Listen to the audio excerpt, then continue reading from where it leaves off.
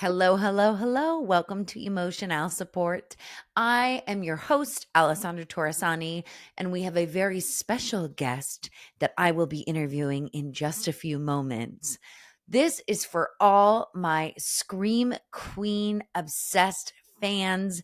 This is for those who love horror, who love comedy, who love acting, and who love talking about changes and self discovery. I had the honor of interviewing a dear old friend of mine, Kirby Bliss Blanton. Some of you may know her from Hannah Montana or Nickelodeon's Unfabulous or Zoe 101. But those of you who really know her probably know her from her breakout role when she was in the film Project X. And she also is in one of my favorite movies of all time, Eli Roth's cult classic horror film, The Green Inferno. She has been in Death Wish, Wishman, and Replica. And she's been on The Inbetweeners, Hawaii Five-O, recurring roles as Lindsay on The Young and the Restless. And she has brand new movies coming out, one called If It Bleeds. This is such a juicy conversation and such a real conversation.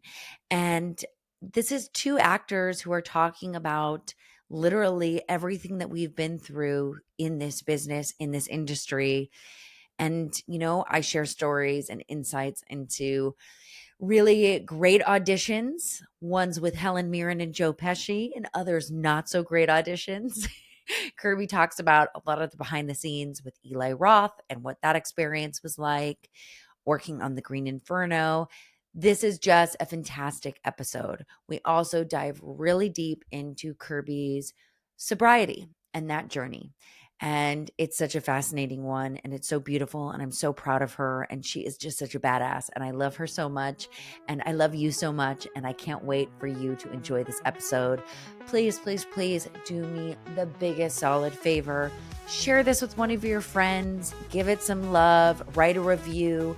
Thank you so much for being my emotional support. Enjoy this episode with the coolest Kirby Bliss Blanton. Bye. Welcome to Emotional Support. I'm Alessandra Torresani, and I am here with the ever so patient and kindest human ever, Kirby Bliss Blanton. Welcome to Emotional Support. Thank you for having me. I'm so excited. Thank you so much. This is going to be so much fun. I adore you, and I've been looking forward to it. You have been so amazing and so patient with me because I've had you reschedule, like go upside down and do many roller coaster rides to do this. So thank you for being just the most patient person ever. But I feel like it's in our nature as actors to be like, whatever works best for you. No, and seriously, but I understand like more than anything that like things come up, and I knew we would get it done when we both had the Yeah. time. Yeah. And Yeah. it's like what people say being in your 30s is like constantly rescheduling and like scheduling time to hang out with friends and then like it never happening exactly like according to plan, but that's okay. No, It all works no. out. But that's okay. It all works out. Well, Kirby, I'm so excited. And for those who do not know who you are, which I would be completely shocked, Kirby is a fantastic actor who has been doing this business for as long as I have, which is an ancient amount of time. You are the queen of horror in my eyes. And Aw. you literally have done so many films that I want to dive into that we can talk about a little bit later in the podcast, because this is a mental health podcast. And I think what's so cool about actors is we're very open and we're very honest and we're very vulnerable, which can be scary at times, but we have to do that for our industry in order to make, not even for our industry, but to make the roles believable. But something that you were, we had run into each other at a restaurant, and I was so excited because I had heard you on my favorite show, Jeff Lewis Live, which is like so iconic that you're now a part of. It's so cool. And I get to hear all these stories and these insights. But I think what's so great is you have been so open about talking about sobriety and talking about mental wellness. And something that you said to me is you were like, hey, what do we talk about on the show? Do you mind if I talk about this? And I fucking love that you want to be open and honest about this, because there are many loved ones in my life that are, either in the program or newly sober or have been sober for 20 plus years. And I think that it's all part of our emotional wellness and our mental, fitness, if you will. So, however you want to talk about this, Why is it so important for you to be vocal about your sobriety, especially someone who doesn't have to be right now in your life? It's not like people are like, oh my gosh, Kirby's going off the deep end and like paparazzi pictures. It's like, this is your choice to be super vocal. What made you change this tune? So I stopped drinking almost 3 years ago. On June 8th, it'll be 3 years. Thank you. Wow. And I did that like cold turkey without the program, without the community that I have now. And it was really difficult. Since then, I have stopped smoking marijuana, which was a whole nother hurdle that I had to do. Sure. And I've got almost 8 months off of marijuana, and I joined and I'm in the program, which I have an amazing community and support system, which I highly recommend. Mm, The reason that I talk about it so openly and am very specific about my journey, because for a long time I was open about it on Instagram and just saying, I'm sober, I'm sober, I'm sober. And a lot of people would be like, well, yeah, but you still smoke weed. And a lot of people that are either in or around the program of Alcoholics Anonymous were kind of like put off by it because they're like, sure. you're not really sober if you're still smoking marijuana. Right. And Or I what is it? truly You're California sober? Isn't that what it was called? Yeah, Yes. exactly, and I truly believe that was a thing. I was like, "I'm California sober," you know what I mean? Yeah. And I realized that, I didn't have a healthy relationship with marijuana. Mm, I support and, love the cannabis community. I was in the industry for a little bit even, and I think anyone that can have a healthy relationship with it, like kudos, more power to you. sure. Yeah. I, on the other hand, did not. I was doing it like an addict. I was, Mm, it was very addiction based, and I was doing it all day, every day. And I think the reason why I am open about my journey is that I don't think I could have quit both at one time. I think that would have been a really difficult thing for me to do both because I was very heavily addicted to both alcohol and mm, marijuana. And I think it would have been really difficult for me to quit both. So even though it was very difficult to stop drinking, I'm glad that I had that kind of base covered when I stopped smoking weed because both of the things that I would do are all day, every day. You know what I mean? I mean, yeah, of course. alcohol less so, wake up in the morning and drink, but weed I would do first thing in the morning. Yes. And it was one of those things. And in California, like, I don't, it's so strange when you go outside of this state because I know there's other states that have it legalized, but it's just so wild to me. Like, I will literally be on a walk with my daughter and it'll be noon and people are just like casually smoking weed in the street. So it's like, it's so normal and it's so not a stigma like, oh, look at the pot smoker in the corner. It's like, it's not like that anymore. So I 100%. can only imagine how hard that would have been and how normal it is to just like wake up and like smoke a joint, like whatever. Exactly. I mean, there's dispensaries everywhere. And yeah, Yeah. it's literally, I mean, my neighbor smokes weed. Like I smell it all day, every day. Oh my God. So that's one of the things that it's like both alcohol and weed, I feel like are kind of hard to kind of hide from. They're everywhere. Yeah. You know what I mean? Yeah. And I think the reason I was so vocal about it, because I talk about it on my Instagram stories and I talk about it with people that I meet in person. I honestly, when I first got sober, I had a hard time not just like introducing myself and saying, hi, I'm Kirby, I'm sober. Like it becomes such a big part of your life and like a part of your It's a part of personality, your even. identity. Yeah. Exactly, exactly. It's who I like identified as. But there's a lot of people in the program and who don't are actually practicing in the program who are sober and they can't talk about it because of either No. their jobs or the negative stigma, the negative connotation that comes with it. And I feel like I am lucky enough that I'm an actor and a lot of us have dealt with addiction. It's kind of almost common to have dealt with some sort of addiction or mental health issues as an actor. There are so Mhm. many people who have come out of it, on the other side, like Robert Downey Jr. and, people who have these amazing like success stories Stories. about Yeah. comebacks, you know what I mean? So I feel lucky enough to where it's like, it's not going to hinder my job Mhm. as of right now, and being open about it, I feel like will actually help more people than hurt anyone.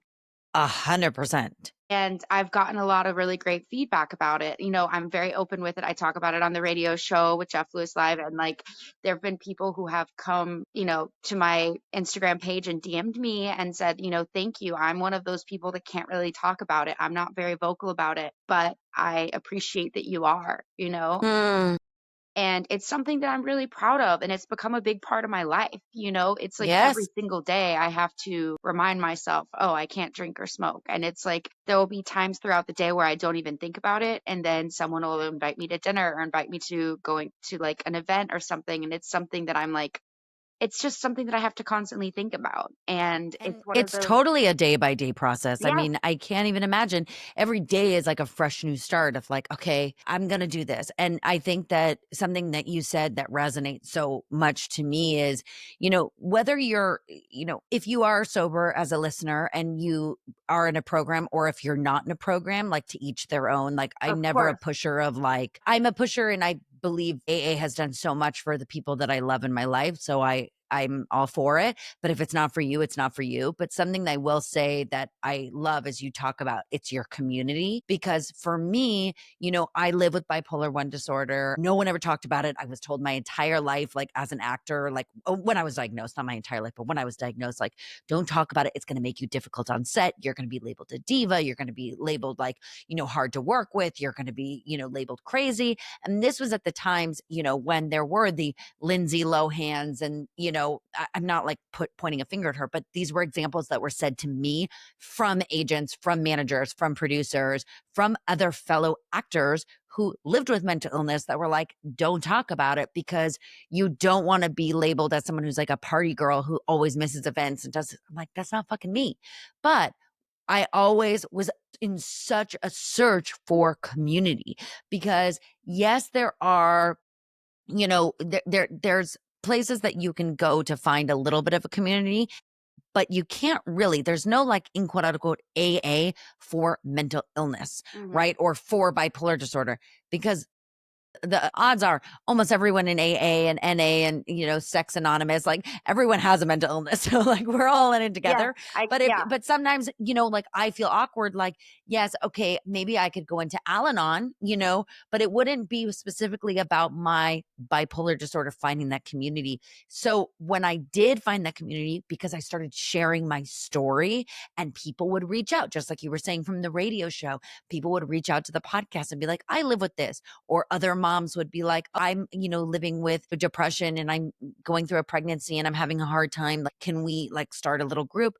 And I'm telling you, the community saves lives. It Absolutely. saves lives. So I love that you found that and however long it took you to finally get there. But I'm so happy that you found your community because when you're going through a tough day, sometimes you just need to log on to a meeting online and just like be there and like just check in. And that check in could literally save your life. And it has, for a long time, didn't think I would need AA. And I was, court ordered to AA Hmm. meetings many years ago. And I had sat in those meetings and thought to myself, like, this is all great. Like, what I'm hearing is wonderful. And these people are so brave. And like, I'm so like honored to be here and to listen to these incredible, moving stories. But I'm not this, like, I'm not a part of this. I know That's that not I me. don't, yeah, I don't belong here. You know what I mean? Like, Yeah. I'm an ally, but like, no, thank you. And it's so crazy to me now to sit in some of the same exact meetings and be like, oh my God, these are my people. And like everyone Yeah. is just so open and vulnerable and understanding. And like it just makes you feel so much less alone. Yeah. And I feel, for the longest time, I think I was just like, I can do it on my own. And if people can do it on their own, that's incredible. You know Great. what I mean? Like Yes. I truly like commend you and think that's wonderful. But it got to the point where, especially when I was trying to stop smoking weed, like I couldn't do it on my own.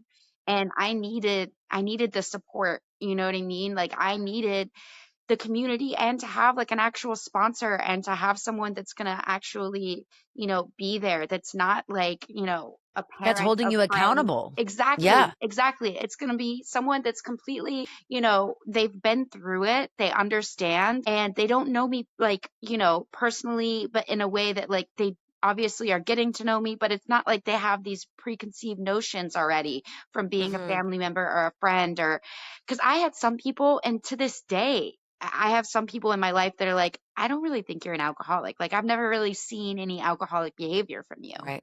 And there are Right. people in my life that like may have missed certain parts of my really bad drinking and they don't understand it. You know what I mean? Yeah. And sometimes the drinking is not like, I think that a lot of people misconstrue what the definition of an alcoholic is. I mean, sometimes it's not like, oh, you're getting wild, taking your pants off in the middle of the street because you're so drunk and you're so sloppy.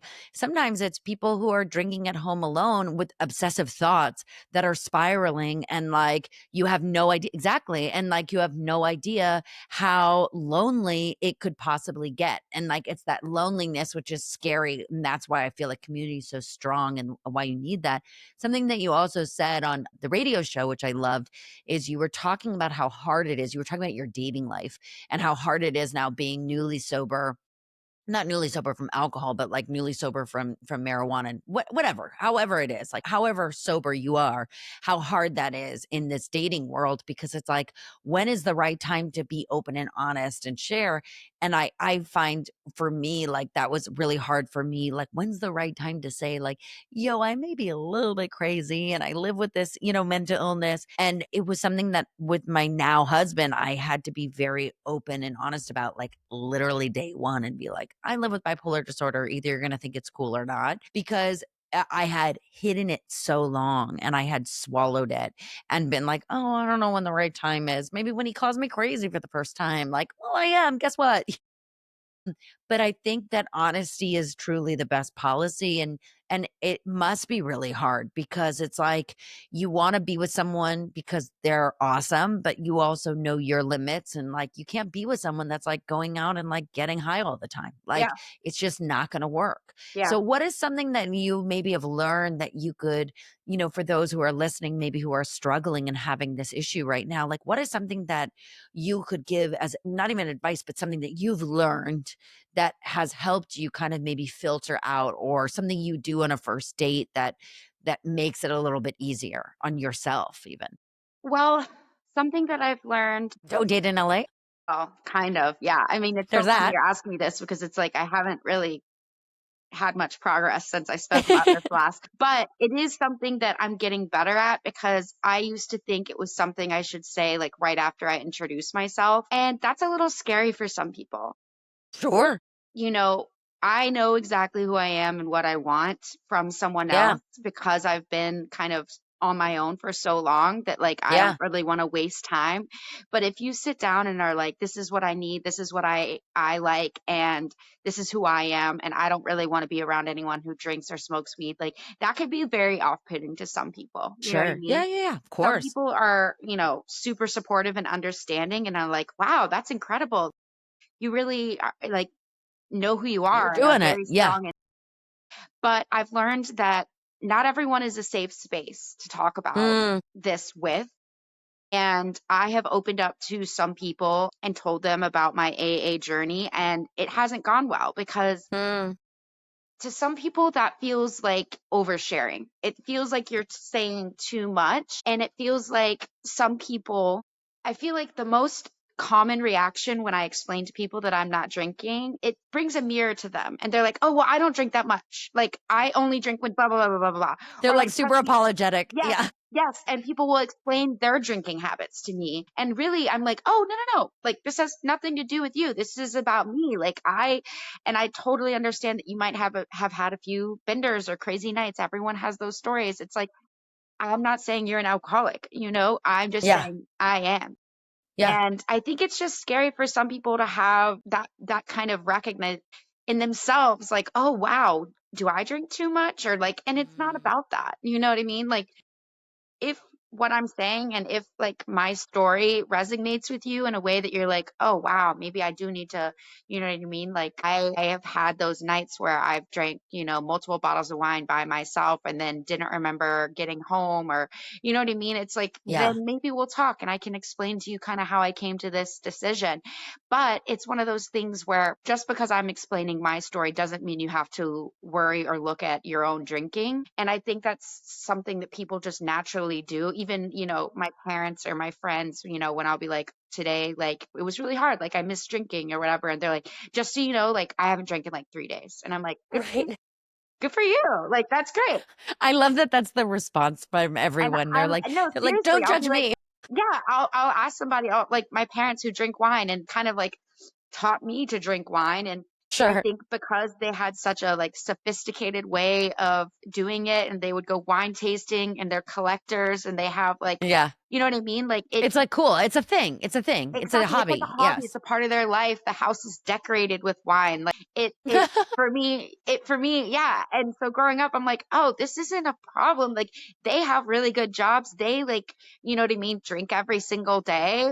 You know, we would order wine together at dinner. And, you know, there's times where I think it's the worst part as you get older is realizing that like your parents are fallible too, and that like we put them on a pedestal, but they're still just learning too. And there's times where my parents, now that I am, you know, openly sober, they'll tell me stories and they're like, I feel really bad. You know, that day when we went and we drank and we were wine tasting, like I shouldn't have driven home. And I'm really sorry about that. And like, it's interesting to see what people's reactions and how they internalize like someone else's sobriety, because they do look back and think, oh, I Mm, should have done this differently, or I shouldn't have done this. And it's helpful, I mean, in a way, because people are thinking about themselves in a way that they normally wouldn't, you know, yeah. about how their drinking or their not very responsible decisions kind of Sure. might have had an effect on me. And maybe they never would have come to that, you know, conclusion if I didn't get sober, you know? Right. Right. Right.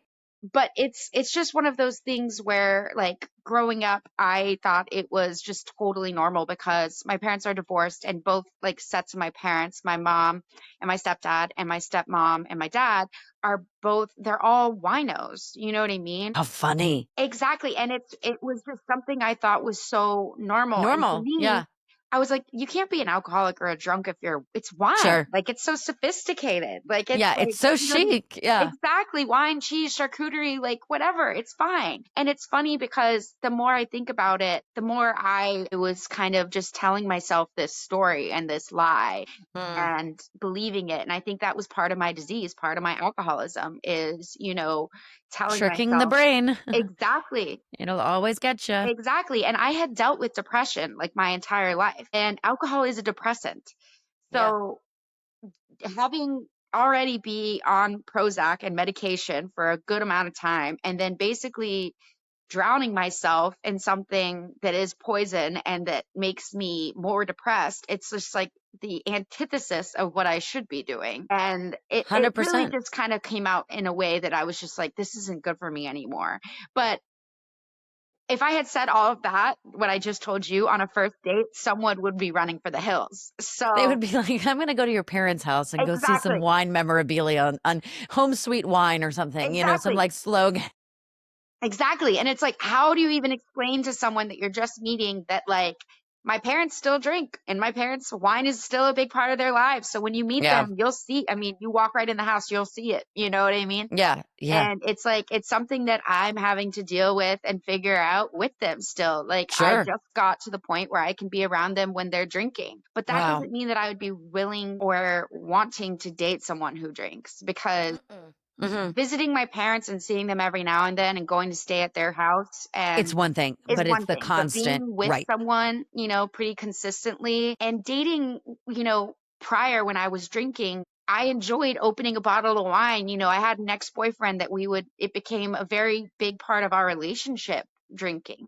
We did go wine tasting with my parents, and it like, you know, kind of instilled this like fun hobby together about opening a red after work and like figuring out which year it is and Well, it becomes where it almost came like from. ceremonial, you know what I mean? And Yeah. I think that that's where wine gets really tricky with people, and why people can spiral so quickly being addicted to wine and like being winos, if you will.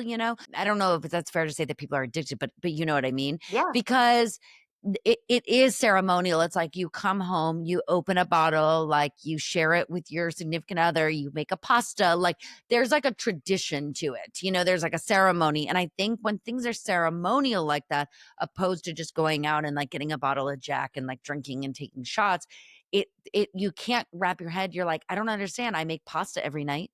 Like it's like I do this every night. Like, why is this any different? You know what I mean? So I think that you're right. That is where it is really, really, really hard, and why you do have to find someone that may be sober. You Yeah. know what I mean? It Yeah. might be just easier for you. You know what I mean? For right now, in this moment, at Yeah. least. Everything is evolving and changing, and I'm growing. I mean, I'm very different from the person that I was even 6 months ago. But I think one of the things that I've learned is, I mean, even just watching commercials and sometimes television and film, like it's the way that they depict having a glass of wine. Like, oh, you've had a long day, open a bottle of wine, or your kids are Relax. Yeah. driving you crazy. You know, there's a lot of like mom wine, like they make it seem like, oh, you've had a long day. Oh, the kids are going crazy. Have a glass of wine and stuff. And it's like, I remember having a few glasses of wine, like two or three, and being like, wait a second. There's no way I could imagine, like, if there was an emergency right now and my kid needed to, like, it's like, Kirby, there's just you no are way. literally hitting like I cannot tell you how much I get sick to my stomach when I see these moms that are like live, laugh, love. And I'm like, fuck you. Like, and they're drinking, they're like, I really needed this today. And they have a glass of wine. And I think because my mom was of the mindset of like, she's a Virgo and she's very much like super type A personality, like way even more than me. But it was like, it was never judged because my dad drank it. And my mom would have a glass of wine once in a blue moon, you know? But it was one of those things where it was like, I remember my mom, like I have like a real visceral, like I can see this moment play out where she like saw someone have too many glasses of wine and then like went to go and drive their kid home and like Yeah. she had to stop it. And like I remember that. And so like for me, when someone's like, oh, I really needed this to like lay off with the kids, it's like, then why did you have fucking kids? The kids are gonna be crazy. They're gonna be wild, like they're gonna be maniacs. They're fucking animals. But like that's what you signed up for. Yeah. Like you need a glass of wine at the end of the day. Like, okay, then you better have someone lined up that's going to be able to take your kid to the hospital if God forbid they were to break their arm right now, because you would get pulled over for DUI and you would lose your kid. Listen, I could like go on a spiral, No, it's but that's where my mind always goes because I'm like, the what is like, I feel like as a parent, you have to always be on.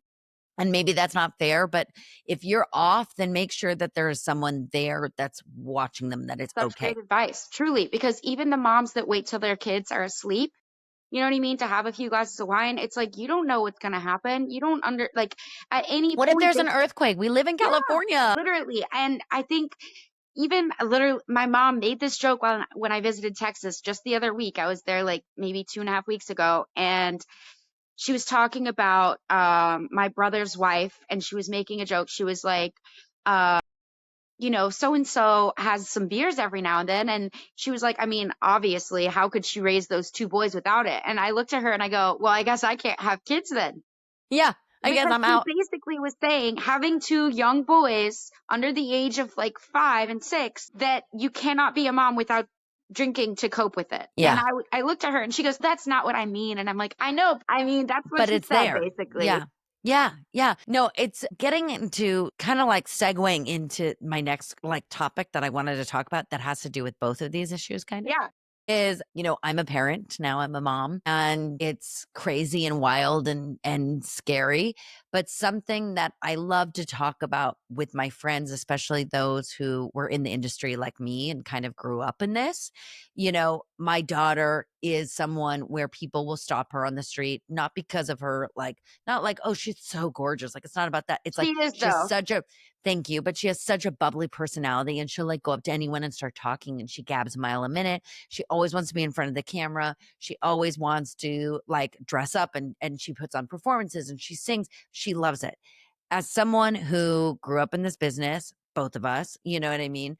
I think I'm having a hard time because you watch these YouTubes of these kids that are just overexposed and all the issues. I never had that issue because I had a protective mother that didn't allow me to be a in quote unquote child actors. I guess I also never got to that fame level, but I never spun out whatever level you would be at, right? I never spun out as a child actor. What, you know, I'm hoping she'll still be an engineer or a doctor, but if there's a case where she ends up being an actor, you know, was there any advice that maybe you had growing up from someone else to kind of keep you at bay of a level of like, I'm level headed and I'm here, like I'm okay? That was a long-winded way of me getting to that question. Right, right, right. I mean, I don't even know, was it your choice to get into acting or was it Yes, your yes, parents it or was yeah. my choice. And I'm very lucky because I, at the age of like 11 or 12, was in Texas and just like got it in my head after going to some like commercial acting class or something that I really, really wanted to do this. Hmm. And there was like an agent review, and my agent in Houston did this thing where, they had a bunch of kids come out and do like a commercial and a monologue in front of all these different agents from New York, Miami, LA. And there was an LA agent that like Osbrink actually. And Yeah. yeah, I was with them for a long time. And I just begged and begged and begged and cried and told my mom that I wanted to come out, because at that point they were like, come out for a month and see what happens. And my mom's like, how much is this going to cost? Yeah. And Yeah. she told me, she's like, we can do this. And as long as you're having fun, we'll keep doing it. But the minute that this isn't fun anymore, you tell me and we can go home. And I'm very grateful for her, What because great advice. Great. I remember being at Oakwood and Yes. seeing all these other We kids. all live there. Yes, exactly.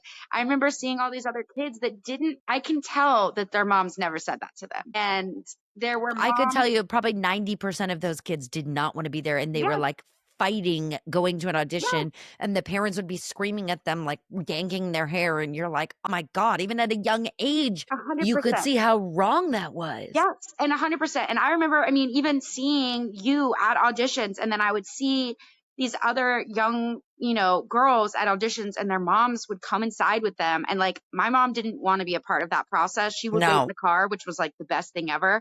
But Yes. these other moms would be in the waiting room asking me like, "Oh, what agent are you with? Oh, what did you book recently? Like, what are you working on?" And like the kid was like literally on their phone or reading a book. Like they didn't care. Yeah. But these moms wanted to get ahead, and in their minds, one way to do that was to get in our heads. It's like we were Yes. trying to focus reading our sides, or Yes. trying to get ready for the audition, and they're like, "Oh, so well, what have you been on recently? So have you had a busy pilot season?" And like I'm like, excuse me, like Sharon, like I am trying to focus Listen, on Sharon. like my audition. Like I want to, Yes. focus. And like Yeah. I'm so lucky because, and to this day, my mom literally is like, anytime you want to quit, like you can go back to school. There is like, she tells me all the time, like, you're never too old to go back to school, and you're never too Hmm. old to start a new career, because she's had many, one of which was a time when she came out here to be in LA with me. She was with me for like 8 years until I turned like 19 and she moved back to Texas. She had to up and, literally move out here and change her entire job. And she Yeah. had to change her career multiple times in her life. And Wow. she always reminds me that like, there's no rules. You know what I mean? Like if I wanted to go back to school and get like a master's degree right now, I could. She got her bachelor's degree after she had my brother and I. So we were Wow. both, yeah, my brother and I were young, and we'd all sit at the table and do our homework together with her. And Oh like, my gosh, how cute. there's no rules. Like I sometimes I think unfortunately, but it's not unfortunate. I still want to do this. I still have it in my heart. I love it so much, and I've put so much effort and time and money and other people's money into doing this, and I just don't think it's my time to give up yet. I am lucky enough to where I've gotten to work a little bit recently, and even though the industry's changed a lot, and even though I'm not a big fan of the fact that we do self tapes only, basically, I'm not ready to give up on this dream that I've had since I was like 12 years old. I'm very lucky because I know for a fact that if I was ready to give up and leave all of this behind, both my parents and a lot of my friends and family would understand and be very supportive. They So would. supportive. They would And be so supportive. I know to this day that like there are people who I meet, briefly or have known for a long time that are probably questioning why I'm still doing it. You know what I Hmm. mean? Because I had, more success when I was younger, and it was more consistent, and the industry was different. You know what I mean? But the industry was different. And I think that that's what people need to understand. I think the worst is like, and I know that people don't mean like to be assholes, but it really like fucks with my head so much when they're like you had a kid, like are you going to go back to acting? Do you want to act again? And I'm like, do I want to act again? When I was 10 days postpartum after hemorrhaging and like being in the hospital, I put myself on tape for an audition because I was like so committed to like not losing who I am. Like, girl, I haven't had an audition in years. And when I do have an audition, like I will go full fledged. Like I had to have no ego about it recently. And I put myself on tape for a one line guest, like supporting role, like on like a TV show for an episodic, because I was like, I don't care. Like, I just want to work. I just want to be on a set. I want to feel that. Nothing shoots in LA anymore. Like, if you're not like a mega movie star, like you're not getting in a small TV show. No, Like, it's true. it's insane. And I think that the world does not understand that unless you are a struggling actor, a struggling, grip makeup artist, camera operator. Like, I think that unless you're in this industry that we're in, you can't comprehend that there's literally no auditions Yeah. and there's no roles, and it doesn't happen that way. Yeah. And I think that so many people are like, oh, are you, you still want to do this? It's like, if I didn't want to do this, like, trust me, I'd be really successful in something else. Yeah. Because I, like you, we're very similar in the sense where we did have so much consistent work, and the trajectory was like up and up and up and up. And then everything kind of like halted, you know what Yeah. I mean? Because of COVID, because of the industry like just disappearing, because of the strike. I think that there's been so many things that have been pushing against us that I wish I wanted to do something else. Yeah. I wish, like, I've been lucky, like, where it's weird. I'm like, it's a blessing in disguise because I've been able to fully give my all to my daughter. But it's also been this identity crisis of like, who the fuck am I? And like, why am I still doing this? Like, why am I still hoping that like there's going to be an audition? But there are people in my life, such as you, like my mom, like people like who are in this industry that are like, we still believe in you, and we 100%. still know that it's going to happen. So like, stick through it. And I think the other thing is, and I want to know for you, you're from Texas. Like, you have a place that you can like go back to. And I don't mean that you should go back there, but I'm saying you have a physical location of an address that is not like down the street. Like, I moved here when I was 9 years old from the Bay Area. My whole family is here. Like, I don't have somewhere else to go to. And I think that a lot of friends in this industry who are still maybe like present in the industry, but not fully. Like, they've moved to Austin because they're from Texas and there's a lot of work out there. Or they've been like, oh, you know what? I'm going to go back to my hometown and I'm just going to put myself on tape. And, whenever I have to like work, like, is there ever a point for you where you've been like, should I just go back to Texas since everything is virtual and go there? Or do you feel that you want to be here because there is an energy that you will maybe miss out on it? I'm sorry, I'm like tearing up a little bit. Oh my God, no. I really had that conversation with my family semi recently because I've had a few part-time jobs, and Los Angeles has literally only gotten more expensive, and it's very expensive to live It's here. criminal. It's criminal to live here. Yeah. I mean, it's funny because I envy you too, because there are times where I'm here and I wish that, because when my parents were still here, they lived in Calabasas, and I could just drive and go see them for like a family dinner, and that was really grounding and made me feel good. Now I have to like get on a plane to do that, but it's also nice to get out of LA. Like, Yeah. it's got its pros and cons, but I literally did have to have that conversation recently and think about either getting like a regular job there and still sending my self tapes out and auditioning and hoping that something would happen. And I think a part of me just feels like I am a Californian now. Yes. You've been here for the most of your life. I love it here so much, and I feel so grateful to Oh. be here. Yeah. And to still be here, because I know so many people who have moved away. And I don't know if it's just me being like stubborn and, Yeah. Yeah. Yeah. Yeah. I love it here so much. And I truly think part of me thinks that even if acting wasn't a thing for me anymore, I would still want to be here because it's just such a huge part of who I am. And because I Sure. worked so hard to get here, that like I want to be able to stay here regardless. And I mean, I'm appreciative because I know that if I did want to go home, I have, a place to stay there with my parents if I really did want to start over and get a new job and figure it out from Sure. scratch. But I also like, I love it here so much. And I also don't Mhm. have the same kind of beliefs as a lot of the people that my Sure. family and And friends that in would Texas. change. Yeah, Yeah. it's That would, like I mean, not you would change, but I mean, that would be like a life change. That would be an the environment culture is change. very Like, different there. yeah. And I've been here my entire life. I started having, my own thoughts and ideas, and culturally it's very different here. So moving home, I think that would be very difficult. And honestly, my parents drink.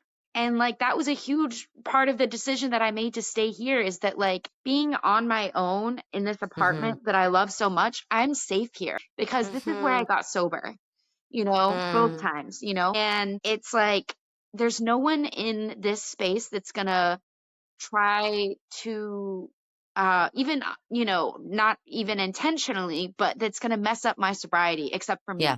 And I Right. get to Right. decide that. So moving back home would be difficult for many reasons, and one of which is like I'm not good at change. So it would Yeah. be not living in LA, which is a huge change, Yeah. living with other people who Yeah. I love and are my family, but drink, you know what I mean? And leaving and giving up my dream and everything I love. So it's like Yeah. I just decided that for me, even though it's a little bit more difficult and stressful, and you know, money is a huge part of that because I have to figure out a way to make rent every single month. My residuals don't come in like they used to. I used to just be able Also, to like, residuals. I get like a residual for something and it's like 10 cents and I can't even cash it out because it's so no, like literally it costs more to like put it. I know, trust me. to get it costs more to get a stamp in the mail to send it back. Literally, I know. I got one recently from Hannah, Montana that was like 73 cents. I was like, I'm just going to keep this and frame it because like Yeah. this is a Because this joke. is hilarious. But Yeah. I Yeah. mean, I just, I'm not, I love it here, You're not, and I'm not there yet. I'm not there yet. I'm appreciative of the fact that if something were to you happen, I have a know I place to have the go to, place. but you're not there yet. That's Exactly. right. Yeah. And I just, Well, I love it here. go on. You love it here. I want to talk about something positive. I want to talk about something exciting. I want to talk about what is a role in your life that made such a significant impact for you, that maybe changed your career, maybe changed your career path, or something that you can look at now. Like it changes always for me, Hmm. depending on like where I am in my life and like where I am. But like in this moment for you, Kirby, like what is a role that significantly had a huge impact on you? Think like after Project X, I got the opportunity to go in on an audition, and I was more excited about going to this audition because of who was going to be there, not really even like getting to be in this movie. Like the opportunity that was, you know, actually there wasn't really why I was excited. It was a director's meeting. Eli Roth was going to be in the room, and I was such a big fan of his because I love Quentin Tarantino, and like I knew Eli from his movies, and I was just so excited. And literally, before I even read the like dummy sides or whatever they had given us, I was just like fangirling over Eli and explaining to him how Yeah. I love, you know, Death Proof and all this stuff. And like I remember after like that audition, there was like a meeting that I needed to take. My agent called me and they're like, so he wants to meet with you and like talk to you. Oh my God. Were Yeah, you so nervous? I trust me, I was. I Yeah. was very Yeah. nervous. It was like at Hugo's in West Hollywood. I Funny. went there and he basically wanted to sit me down and see if I'd be willing to do a movie like this because I had just come off of Project X, which was like a studio film, Right. and we were pretty pampered on that set. And he basically was explaining to me that this is going to be like a guerrilla style shoot. And I, even after like getting back and shooting it, like it was even more crazy and guerrilla style than I had even anticipated. There were days where Right. like we didn't even know when our lunch was going to be there and stuff because we literally went to the Amazon. So for me, it's not even the role of playing Amy in the Green Inferno. It was the role of me, Kirby, going and doing this film, coming back and being like, I conquered that, I did that. Like, I can never complain on any movie set ever again because I literally went to the Amazon and we filmed in this tiny village where there was no electricity, where some of these villagers had never even seen ice or cold drinks before. So My it was gosh. life changing. And I, to this day, I'm like, I wish we would have made a documentary like making, Behind the yes, scenes, the making of the exactly. Greek. Because we were And for all, and everyone who doesn't know what we're talking about one of my favorite movies of all time. It is called The Green Inferno. I remember seeing that movie in theaters, and I had known you, and I hadn't known Daryl yet, Daryl Sabara, who was so fantastic. We met later in life because we almost did a movie together, and so they wanted to introduce us and make sure we would get along. The movie never ended up happening, or maybe it did with someone else. I don't know. We were not part of we'll it. never know. We'll never know. But Daryl was so kind and awesome. Lorenza Izzo. And I remember she was so fantastic because I had seen her in a movie with on a Yeah, she was in thank you. What was that Knock movie Knock called? with, and Knock Eli Knock. directed that one as well.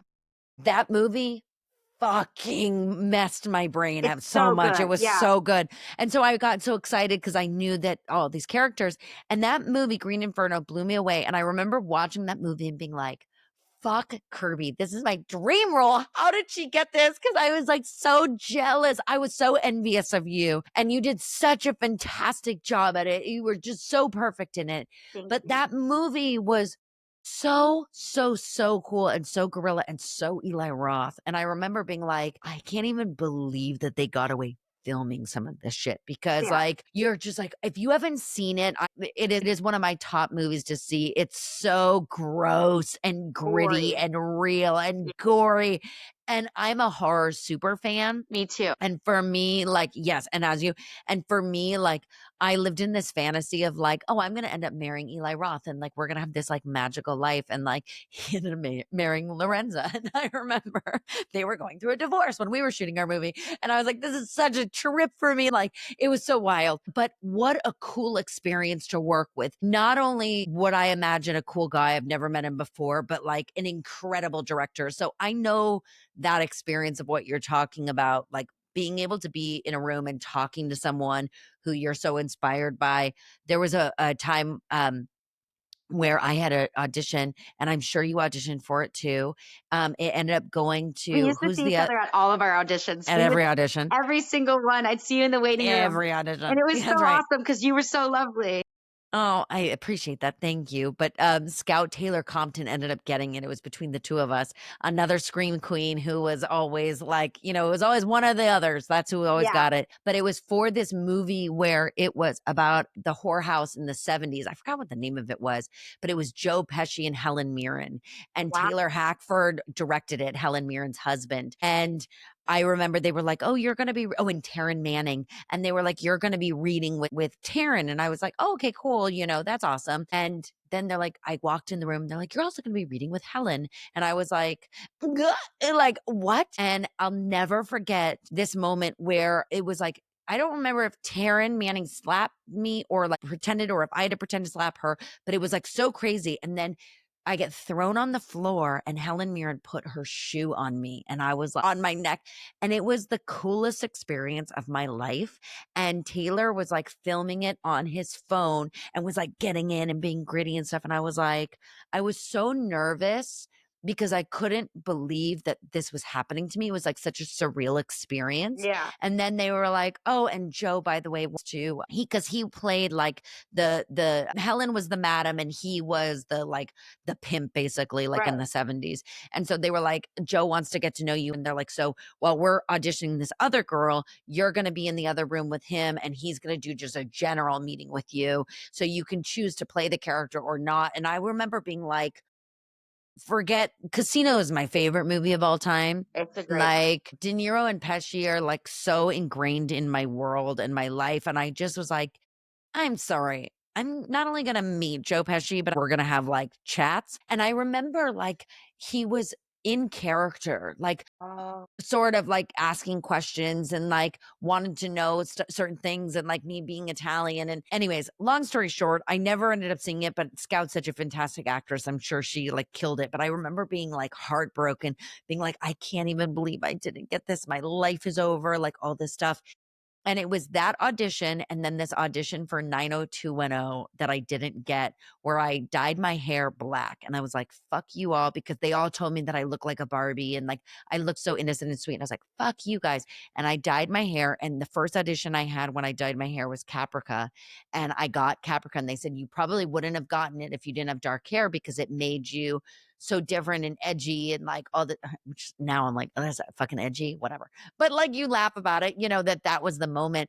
And it's like, wow, everything is meant to be, right? Like yeah. every moment and it's funny, we forget every audition is an audition for the next audition. You Yep. know what I mean? And for the Yeah. next job, Truly. And I think that that's what's so cool. And I mean, Eli Roth, what Hostel, like what another favorite movie of mine. Like, when you had that experience with him as a director on the set now, when you were working with Green Inferno, which I'm assuming he was probably one of your favorite directors to work with since you've been bringing this up. By far. Yeah. What was that like for you? Like, was there any moment that you learned from him where you're like, oh my God, this is how you do it? Like, this is how you perfect this? Well, I think there was a few different things, just kind of seeing how he would like evolve and kind of go with the flow, because there was a lot of things that were out of our control. Well, I'm sure being in the Amazon. Exactly. So we only had like a few, like, I think it was like less than 2 weeks to shoot like in the actual village with the villagers. So there was lots of things that would come up that you just kind of have to like go with the flow and roll with it. Yeah. One of the things that like he was so great at is they had already come to, before we even got there, the actors and Eli, he had flown someone out to kind of like explain to these people who had never watched a movie before what being an extra is, because Oh all of my the God. I know what all of the What a trip. villagers, that were painted red, like they were actual villagers of this town that had no electricity, and like were like had like huts made of straw and stuff like that. And they Holy showed shit. Cannibal Holocaust to them. And yeah, they laughed. They laughed. They thought it was funny. So I think one of my favorite things ever is that like he had already spoken to and told these like, villagers that were learning to be our extras that like, we all kind of look out for each other. So in between takes, like even though I couldn't speak to these people because I didn't know their language, they spoke Quechua. Some of like the older ladies would pick my hair up off my neck and blow on it and Oh, like fan me. And like these are all very oh, unspoken but very nurturing things that these people would do. And I wasn't like sure. verbally saying to them, I'm hot. You know what I mean? Like they could just see because I'm sweating. And then one of the guys that was supposed to be like my guard who like, takes me out of the boat and like, makes me walk up to that very first scene when we very first arrived to the village. He's supposed to be like, really mean and like grabbing me and Yeah. stuff. But our coveralls, those like lime green things that we were supposed to wear as if we were part of the construction zone or whatever, Yeah. my pants, because like they were obviously too big for me. It was for like a man. My pants kept like falling down. So he would like pick my pants up as he No. was like dragging me. No. Again, these people Just had such a never seen a sweetheart. film before and are being like the coolest, most like down extras ever, because he could see my pants were falling down and he had to then still stay in character, so drag me, but like was pulling up my pants as we went. Things like that like these people had never even seen prosthetics before. And Right. there was Right. a time where in my like death, I can say I died. Yeah. It's a very It's been a few surprising. years. I was gonna say, and it's a very surprising death, and I was very proud of it because Eli changed it like very last minute. And he's like, "You're gonna do this yourself," and I was just like, "Oh my Wow. god!" And we only had one prosthetic, which means basically I had like one take, and that's it. My God. Oh my And God. I was trying to figure out how I was going to break this bowl, because it was like they make these bowls themselves and this thing was Mm-hmm. sturdy. So like we buried this rock in the sand so that it would break right when I hit the sand or whatever. And like I only had one prosthetic and I was so happy that it looked good It and worked. the take went well. Exactly. And, I remember walking away from set from that little hut where we were down to like where all of like it wasn't like an actual hair and makeup. It was like a tent where Sure. they would like throw mud on us and stuff like that. Yeah. But Yeah. we called it hair and makeup and whatever. And one of the women who was like one of the extras looked at my neck and at first was so worried about me because she didn't know that it was a prosthetic. And I go over and I show her like that it's like fake Oh my and that God. it's Yeah. like, Yeah. a flap that like comes like that. Yeah. And then she started laughing. And like, there's just these amazing moments between these people that like, I'll never forget. I'm sure they'll never forget. Yeah. And, it's like showing and explaining to someone what a movie set is basically. And it's like this magic of like playing pretend and like that all of these people have one job and we're telling a story. And like, it's this amazing orchestra of people that like Mm-hmm. make it happen. And it's just, I Yeah. don't know, it's incredible. It really is just like something that like being on set, just like, like Well, it's I think you magic. can't explain it. You can't Exactly. explain it. It's It's a a feeling family. inside you. You Yep. become, it's like this natural high that you get just being there with all these other people who love making movies and telling stories. Each have a very specific role.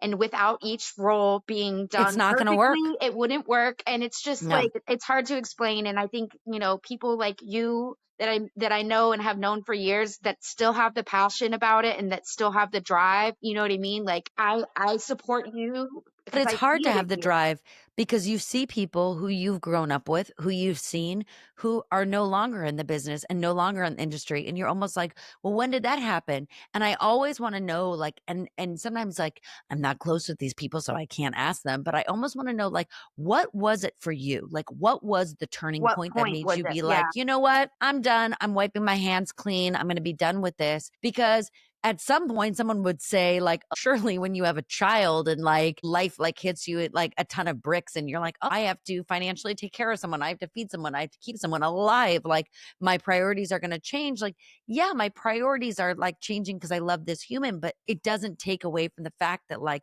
I fucking love performing and I love to be, whether it's in front of a camera, whether it's, you know, having a podcast like this, whether it's guesting on someone else's show. Like I love to perform. Every day I take a moment to like perform in my life. Like, and it's not me being fake. It's just, that's just how I express myself. It's how yeah, you express yourself. So you wonder like, what is the turning point for someone that makes them stop doing that? And do they continue performing on throughout their life? You know, because I feel like once you're a performer, you're always a performer. It's never going to go away. You absolutely. know? Was there something in this industry that someone said to you, or maybe that you've found yourself that like inspired you to keep on going?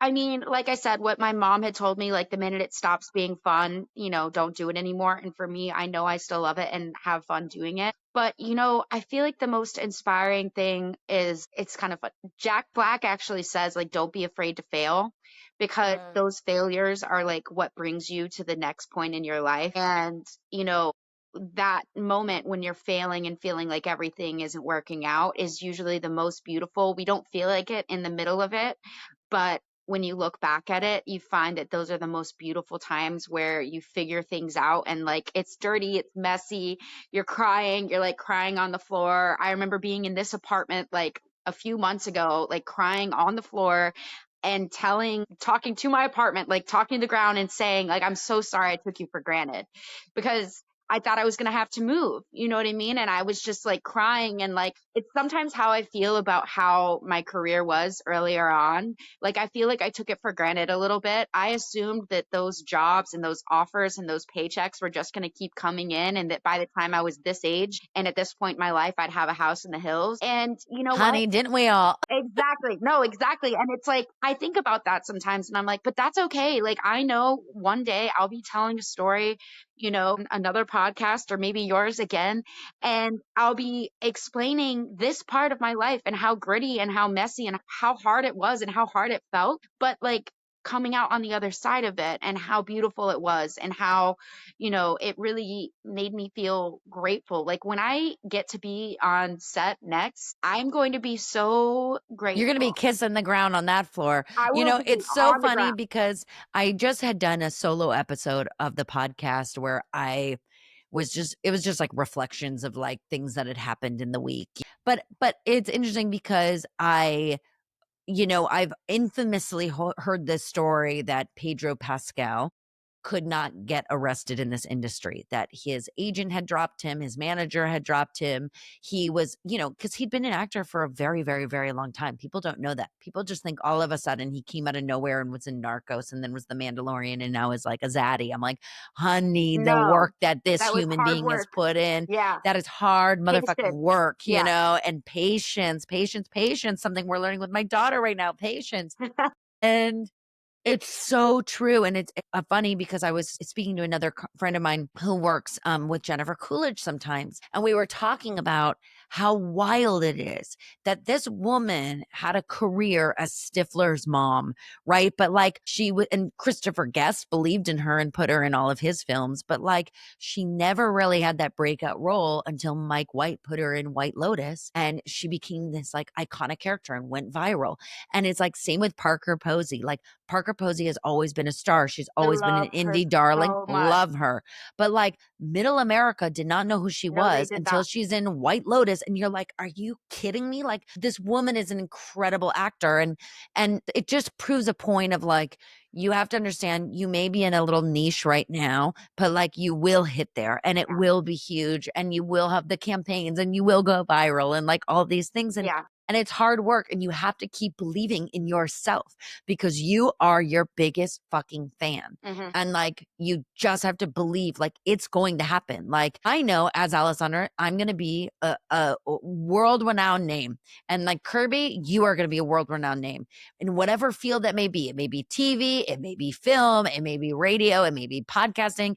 Who the fuck knows? I may be known as like ladies' mom for the rest of my life, and I'm okay with that. Like maybe lady's gonna be the famous one. I don't know. And I'm gonna be like the Kris Jenner. But like no matter what happens, like you have to remember where you've been and celebrate those successes. Like, celebrate that. Like, you were in Project X, which was fucking huge. Like, that was huge. Every girl wanted that movie. Like, every girl wanted that.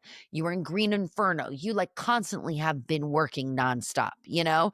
And you even have something else that's coming out. I remember you were talking about on the radio show that you have a new movie that's coming Oh out, yeah, if it an please. anthology series. Yes, hopefully. I mean, we don't have funding yet, so hopefully it's But gonna go to some. you filmed something, Yes, which is yes, so cool. absolutely. I filmed like 2 or 3 actually, like horror movies during or right after the pandemic, and this one is really cool because it has a huge cast and a lot of really cool, like huge horror named people in it. Fun. And yeah, it's an anthology series. I get to work with Doug Jones, who's incredible. Amazing. Who's been in everything. So, I believe we're gonna start going to festivals once it's done, and hopefully get distribution that way. It's so exciting. But yeah, it is. It's very exciting. I'm very, very excited to be a part of it. And anytime I get to work, anytime I get to be on set is just like such a um it's a reminder of like how hard I've worked and how much I love it. And you know what I mean? Like we're all just so lucky to still be doing this. And anytime I can get the opportunity to work with other actors that still love this crazy ups and downs roller Yeah. coaster of an industry, like I feel grateful to be in their presence and learn from them. So, and I do want to say thank you for inviting me onto this because I think you having the platform that you do, and I watch your Instagram, I see your stories. You're an incredible mom. I can tell. I've seen you I with can't stop. Lady. You're Thank such you. an amazing multitasker because, like, you and I were talking, and then she's like running around with like a little fake snake and stuff, and somehow you're like doing both at the same time, like paying attention to me and what I'm saying, and then paying attention to her and make sure she's not running off and stuff.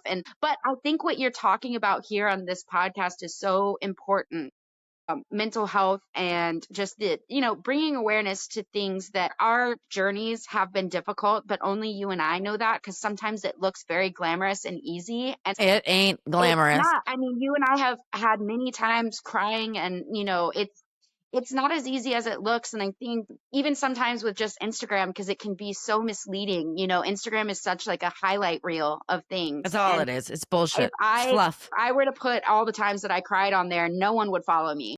No. They'd be like, Uh-uh. wow, this girl is a downer. But I think it's just fascinating that, you're willing to be so open and vulnerable. And I think it's really important that there are people like you, still telling these important stories about ourselves and being able to be open and vulnerable because it's not easy. And there are a lot of people No. who don't want to break the fourth wall and they don't want to say, look, here's how I'm feeling and this is who I am. Yeah. And I don't wear makeup every single day and I cry and I, have temper tantrums like I'm a 4-year-old and I'm 34 years old. And Yeah. you know what I mean? Yeah. Like, I think it's really, really important. And yeah, I think we should be able to stand up and talk about people who deal with mental illness, depression, bipolar, anything, and alcoholism, addiction, all of these things that are very prominent in our industry. And I think it's important. And I appreciate and I really commend you for having this platform and being so open about it and inviting other people to talk about it. I'm gonna cry, so thank you. Yes, I mean it. I mean it. I take that. I'm accepting that. I'm like loving that. I really needed to hear that because it took me a year to finally come back to the podcast because I was like, no one gives a fuck. I'm so tired of, putting it out there and I feel like it's not doing anything and like where's it going? And it's just a lot of work because it is just me. It's not Yeah, like I have some big company doing it no, I and know. I was getting overwhelmed. But then I would hear stories or people would write in and be like, I really miss this because like I needed it. It was like an emotional support. And it was like, it's cheesy, but like if I can help one person, like I've been helped in before, that's gonna be so much for me. Like, I hope I can help someone, and if I 100%. can do that, I'm going to keep doing this. Yeah. And it's also a fun way for me to catch up with people and really like dive deep, like whether it's new people or people that I've known like for 1,000 years, like it's fun to be able to have these conversations because I think people, something that I think that we're all drawn to, as I am, like we've talked a million times about Jeff Lewis Live, but like I'm a Howard Stern fanatic. Okay. Like that's my number one. And then Jeff. Okay. So like I'm a serious radio fanatic, Don't tell really. Jeff that he's your number two. Don't tell number two, but Howard's my number one. But there's something of like, postpartum for me was the loneliest time, and it is for everyone, and it seems to be very vocal. People are talking about that, and yes, I had my family and I had a support system, but there was something about every single day hearing this familiar voice in Howard, you know what I mean? And like you feel like you're part of this community, and you feel like you're 100%. part of the group, right? And you're in on the jokes. And like I became like friendly with Mehmet Walker on the show, and JD Harmeyer, and like all these people, like through social media, because I felt like I knew them so much. So I started reaching out to them on DMs and vice versa. And like we became like we're cordial with each other. Like, and they invited me on the Howard Stern wrap up show, and I got to host the wrap up show. And that was my dream. But it's like hearing these voices in your head all the time through audio. There's something so inviting about it. And it feels like a It community in a feels way. extremely close knit. And I listened to the show before I got to go on Jeff Lewis, and I felt like I knew these people already. And I'm like, it's going to be Yes. really weird to like actually meet them in person. But Yes. I remember bringing up some of the stories that like were on the show that like they didn't know I had listened, and they completely understand it. They know that we all listen and that like we feel a part of it because they feel like they're a part of our lives too. And just Yeah. like how you're saying, like this show hopefully will help some people. I talked about it the other day with one of the other guests on Jeff Lewis Live. I know that all it seems like we're doing on that show is just like shooting the shit, because that's what it feels like when we're there. We're just like talking and having fun. But when people call in and are like extremely loyal and are like, no, you don't understand. Like, I listen to you on my drive home from work, and some days I have a horrible day. And by the time I get home Yes. and park my car in my garage, I feel so much better. I've laughed. Yes. I've like giggled. I've like, you know what I mean? Like felt like I've Yep. been a part of something. Yeah. And you don't know how you're affecting other people, but like No, you doing this podcast and us listening to Jeff Lewis and whoever listens to any kind of other show or podcast, it has I had a get it. great effect on people. And Yep. I sometimes will put on these actual fucking Beats headphones and go on a walk in my neighborhood and listen to Jeff Lewis. And by the time I get back, like I feel rejuvenated. And yes, Yes. I should go on that walk anyway, but he keeps me walking longer because I'm paying attention to something. And Yep. I'm not just like, I Yep. want to go home. I want to go home. I want to eat. I And want you to eat. get to You know like, what I mean? yeah, you get to just like, I always listen to the podcast. I either listen to Howard or Jeff in the bath at the end of the night, because that's like my 30 minutes where like lady's about to fall asleep. And like, I'm like, okay, I know she's going to want a boob in a little bit. So like, this is my moment. I do all my work on there. I do all my editing, and literally I can like do all my social media shit and listen to the podcast and like get it done in 30 minutes. And it's like, oh, that went by really fast. Like you Yeah. forget, you know what I Yeah. mean? And I got to relax at the And it same was time. time So for like, you. You took time for you, which is so yeah, important. it's so important. Kirby, I'm going to ask you my final question. I ask everyone this. What is your emotional support?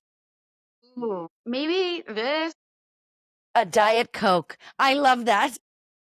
I have multiple during the day. I also usually have a chapstick with me. I think my chapstick's my emotional Love that. support. Yeah, just things that I go throughout the day. I also, especially since I got sober, I read a bunch of like mystery thriller novels. I love that. Yeah, that's become like a big safety net for me anytime I'm feeling overwhelmed or like these dark thoughts are happening. Like if I just like read a book and it gets me out of it and it takes me to a new place and I'm in a new story Yeah.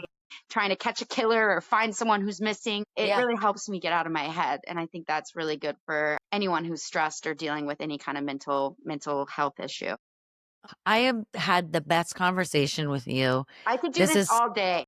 I know I could do this all day too. That's the problem, is like it literally just is it's so easy and so comfortable. And that's what happens when you get actors that know each other too and have the same experiences. That's the big issue. It becomes really fun. And then you forget about all the craziness involved. But this has been such a dream and so fun, and like gotta get you back on here Yeah, like next time. And absolutely.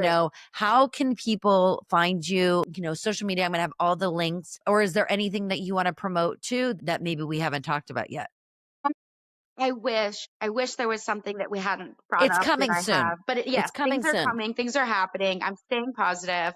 I really just do things through my Instagram Kirby Bliss, and that's going to be it. I kind of try not to, I don't have a TikTok, I don't have like a Facebook, I don't have anything else just because I would get way too, I doom scroll enough as it is. So You don't need I've it anymore. a very addictive That's personality. So No, my best friend's the same way. It's so funny. We're addicted to these Labubu, little oh, I hear like about them on St. stupid, Louis. oh Yeah. God, these stupid monsters. Okay.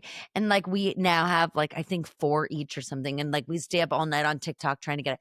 But, anyways, long story short, I tried to convince Jenna. I keep sending her these funny things that are videos on TikTok. I'm like, oh my God, watch this. She's like, Al, I don't have TikTok. I'm not going down this road. Like, do not make me download this because I've already got Instagram. So, like, I totally get it. Yep. Only contact Kirby Bliss Blanton on her Instagram. Yeah. Link below. Thank you so much. Thank you so much. I appreciate you, honey.